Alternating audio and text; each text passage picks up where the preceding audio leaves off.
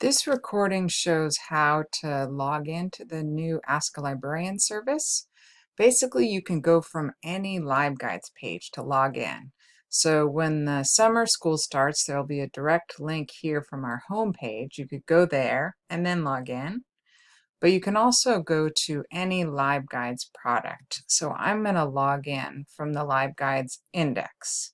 I'm going to go down to the bottom right corner and log in.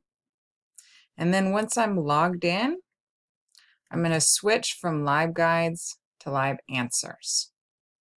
And that will take me over to our new Ask a Librarian service. Here is the dashboard.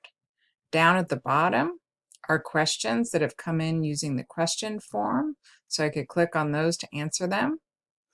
And if I want to do chat, I would sign into the chat service.